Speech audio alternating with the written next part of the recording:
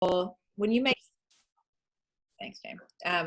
When you make Ziller cry, then, I mean, which he's so sweet. He's ornery as sin, but so, so sweet. Super proud of her. It was awesome. And what a day. You might need to say that again. She just joined. Oh, okay. I just said it yesterday. Whalen call was awesome, but of course the highlight was Julie Sarah, who looked stunning and beautiful and special, made Ziller cry, and that it was her dad's birthday was all very just perfect timing, all of it. Oh, so. Julie's back, looking homeless today, like us. Smoke and mirrors. You did awesome, Julie. Thank you very much. It was really an awesome experience, and it was really nice to share my story, and hope that it inspires other people. And I feel like Jamie and Sarah, the glitz and glam is over. We need to dial and book appointments and submit business. So that's actually what we're going to talk about today. Yoga pants and ponytail. Let's go. Yep. I was just going to say, Julie, whenever, before you had any business doing it, remember her story is how many weeks with no sales, Julie? 17 weeks. 17 weeks with zero sales. Remember, I mean, not everybody on here. Well, I submitted business for myself and my children, and but it took me 17 weeks to have an appointment where I submitted business with a person that was not related to me. Right. And before any of that happened, I think probably before you even wrote business on yourself, you created that logo sitting behind you. And you're like, I will be an agency owner, and it will be the Embers Agency. Like, she created that and manifested that way before she had any business doing that. It's awesome. So it was just neat to see that come to fruition like that, and to have that logo sitting behind you. Cause I remember when you printed it, and we're like, this is happening, and just believed it, way before she'd done any of the work or any of the appointments. So just proud of you. And to me, I always like to get myself out of the way so we can start highlighting and seeing people on the screen. That is way more fun. Being the Santa Claus is way more fun than being the kid on Christmas, and seeing other people move on and do Oprah. I feel like saying Oprah more than Santa, but she likes to give stuff away. Oprah probably has more cars to give away. I don't know. And you get a policy, and you get a policy. Yeah, but the call itself was really good. Hopefully you guys were on there yesterday. I like the way Miranda's brain works as a teacher brain, whether she knows it or not.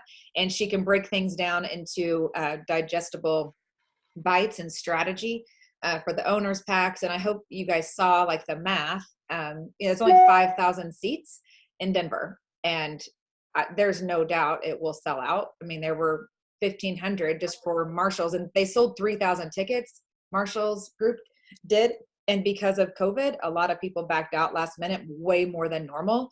So I would assume that on a normal year, there'd be at least 2,000 there. And he's just one of the big leaders. So Danny Young and Edward Pritchett, Brian Delaney, all have organizations close to Marshall's. So they're all going to be buying tickets too. So you can't deny those numbers and that math.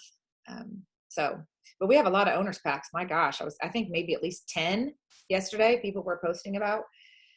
That's just so exciting. And Jacob called yesterday. He's like, I'm supposed to not be working today, but I just had to call and just say what you guys are doing, and it's going to be fun. Yeah. He did say too, he also said, I probably shouldn't even say this. He goes, I probably shouldn't say this, but I spent the most time with your crew. So. Yeah, he did. We're a good time. We're a good time. Mm-hmm. And we did soak up any bit of time that we got with him, and we trapped him a lot, which we're not ashamed to do. We trap people all the time. So it was awesome. I listened to a really great podcast. I sent it to a couple of you. It's terrible language. So I'm embarrassed to post it anywhere because you're going to be like so disappointed in the language in it. The real AF, I don't know what AF stands for, but it doesn't matter. It's fine. But don't judge me, but it was really, really good about execution. So I sent it to a couple of you that I know won't judge me. And if you would like a copy of it, I can send it to you, or you can just download.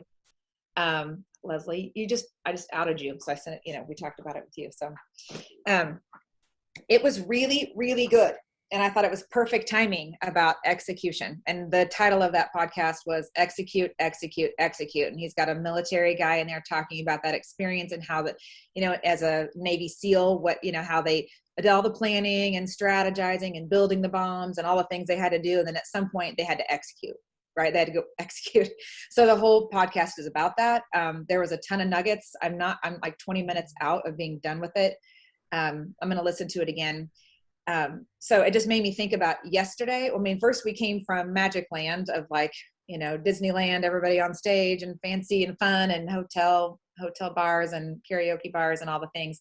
And then to goals, which I love, fills my cup. The teacher in me loves when we shout out the things we're going to do, and I have them all written and I can picture the beautiful scene of all these things happening.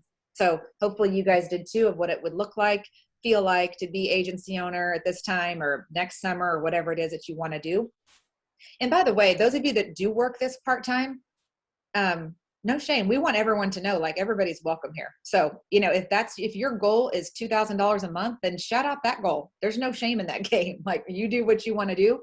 So I don't want you to feel like you don't belong just because you want to work this part-time. So don't ever feel that way. Because it's a really great side gig. You want to just make a car payment, you could do that here if you wanted to. But here's the question that I want you to think about today after you shouted out your goals, which is fun. So today is the question to write down is, what if I don't hit those goals? What if it doesn't happen? So this is not as much fun of a mental picture as yesterday. But so Jamie, I'm talking to you. So we both yesterday said, 120 by next summer. So what does it look like if you don't hit that? Oh my God. Well, if I don't and you do, I mean, that is more debilitating to me than being broke. I mean, really, I would have such serious regret.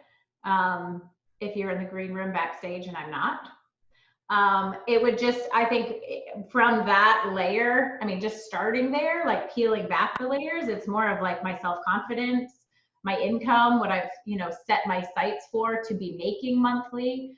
I don't know. I might have to get a job. I mean, all of that is going to just cycle down to regret of why didn't I do it when I can? And at conference, I sat one row ahead of Jamie because mine said agency director. And honestly, my skin was crawling a little bit with that. Jamie and I talked about it. She felt motivated, like I want to be there with her. I felt uncomfortable. I don't like that feeling. If we're going together, we're going together. And I loved yesterday, Now you've been like, hey, it's not just me. I'm taking these 3 cats with me or these 4 girls, and you were talking about that's awesome because I didn't like it. I kind of wanted to scratch off my AD and just move it back. So for me, I can only count half of Jamie's volume. You understand? So I have to do the exact same thing Jamie does. So I don't get a free ride, because I can only count 50%. So we have to do the same work, to get to that same point. So I don't know, guys, just think about it and then how important that is. If you don't make this work, if you don't do the work that you need to do to make those goals happen, and you don't have to share on here because it's not as fun to talk about, but I would just encourage you to be like, does it mean that you have to get a different job? Does it mean that you won't be able to afford to go to Denver or won't be able to afford to do the things? Just take a minute and just put yourself in that spot, because it's fun to think about the fun stuff, but then think about that too. And then decide when you think about execution, the implementation, right? All the things. So like Julie, I didn't even tell you what we were talking about today, but that's exactly right. Like, so now it's execution. We know the things, we knew the things before we went to conference. We were doing the things, we are doing the things.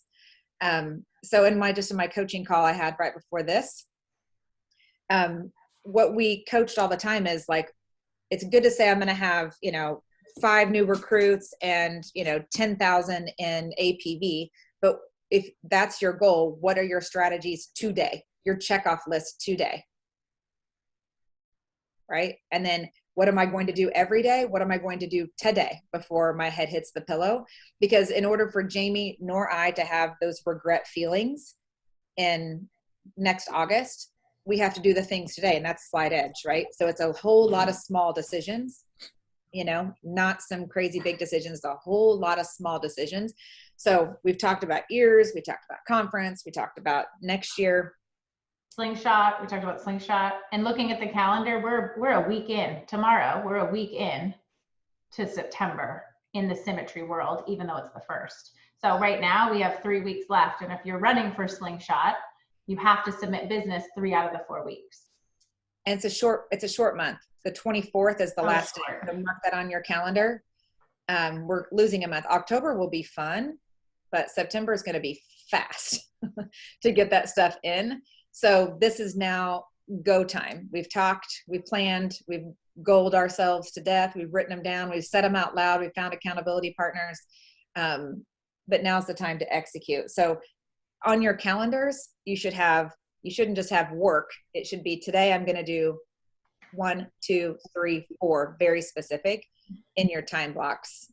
That's the slide edge mentality that'll get you where you need to go, So I remember, Sarah, too, last year when we started together, and I didn't really understand I understood the contracts. I understand we wanted to run for our promotions, and I know I had a baby, and that's whatever, that is what it is. But I missed a promotion, which put you 5% ahead of me. I didn't really understand what that meant until it happened. And I was like, oh my God, I missed it. Like, why didn't I do 5,000? Why didn't I make that happen? So I talked to Dina about this yesterday. We said this yesterday on the huddle that Dina missed 5%. So now the girls are ahead of her by 5. And I'm like, that will motivate. Well, that will do one of two things. It will either stop you in your tracks and be like, I'm never going to get there, or it'll motivate you to catch back up. So it was just powerful for me to be like, just to tell you guys how important it is to do your best early on in the month to not miss a promotion, because it doesn't feel good.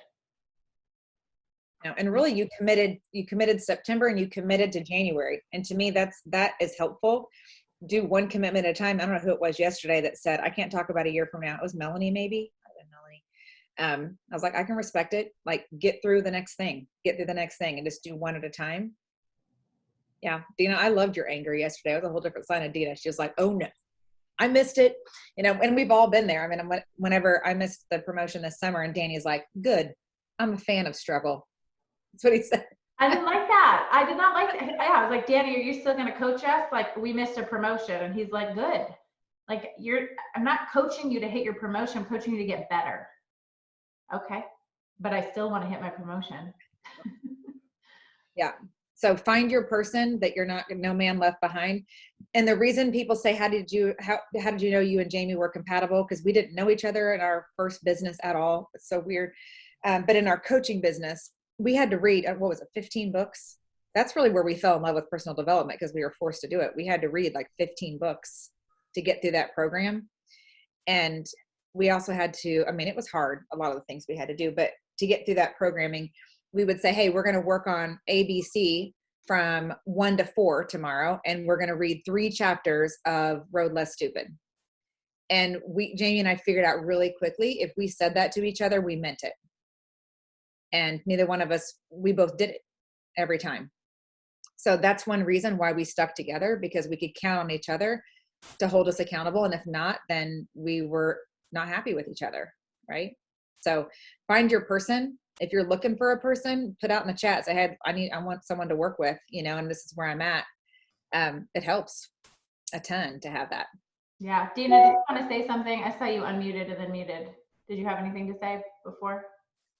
Yeah, I was going to say, and I'm a little hesitant to say it, but here. You, Sarah, you were talking about how you didn't like that Danny Young said that you guys needed to hit this little road bump. But I want to say too that, we appreciate that you guys are rock stars, and you two like motivate this team so well we all want to be the best that we can be. But there's also seeing how you guys had, just that little bump that Danny Young had called it is also very real to us too, because it helps those who are struggling like myself to understand I can never be a Sarah, I can never be a Jamie, and to have those bumps is part of the process, and it's okay to feel that. So as much as you guys are like, I hate that, some of us are like, yay, Sarah and Jamie struggle too. That's okay. I mean, I get it. And I blame myself.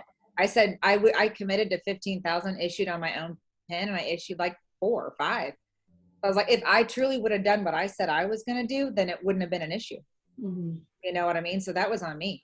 And so I needed to feel that, I needed to. You're totally right. And that's why, I mean, we're all about transparency, and we will tell you, like, we hit it, we didn't, it was ours. You know what I mean? Like, you're going to hear the good, bad, and ugly.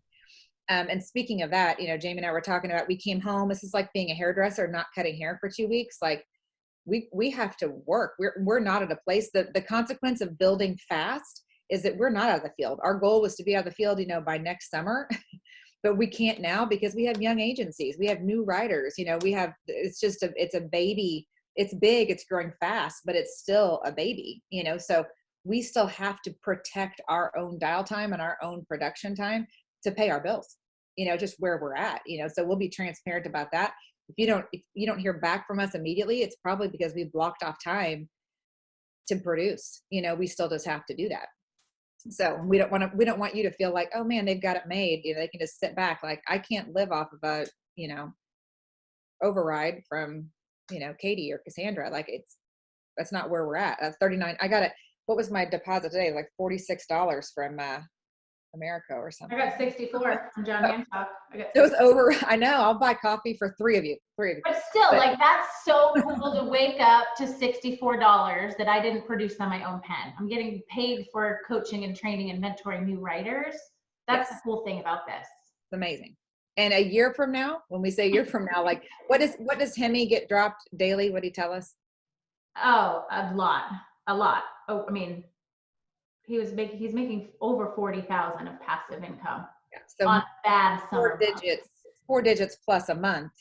So we know if there's a 46 coming from America, then a year from now, it's going to look totally different. Right. And that's the other reason why we wanted to move up that commission ladder, because the bigger that is there, the bigger the override. So this business is so weird about it, just building stability, and then it's building profitability to freedom. Right. But on that journey, this is where Sarah and Jamie are. We're like, try to do both at once, which is awesome. But we just still have to feed ourselves and our car payments and house payments and, stuff like that. So you're on this journey with us of getting through the muck. So that's where we're at. If you want that podcast, I will not post it in there like the elementary teacher in me. I just can't do it. If you want me to send it to you, message me, or you can just look it up, The Real AF. And Real AF is Andy Frisella. That's what AF is. Okay. For. Yeah, it just hit me. Andy Frisella. That's totally. AF. Yes. Mm-hmm. Yes. Mm-hmm. Yep. You really not know what AF means, Sarah? I don't. Kim, it's fine. It's fine. Kim, don't talk about it. It's embarrassing. But yeah, go listen to it. It's like an hour and 30 minutes. It's worth your time. Don't judge me. And go execute today. Kill September. We have till the 24th. Jamie and I have to go shower. So. See you on the builder call. Who knows what we're going to talk about. Yeah, that just happened 20 minutes ago. So amazing. Oh, is it? Yeah. Okay. Remember the face and be like, is that the girl that we saw an hour ago? Smoke and mirrors. Yeah. All right. Appreciate you guys. Go Thanks, back. guys. See ya. See you tomorrow.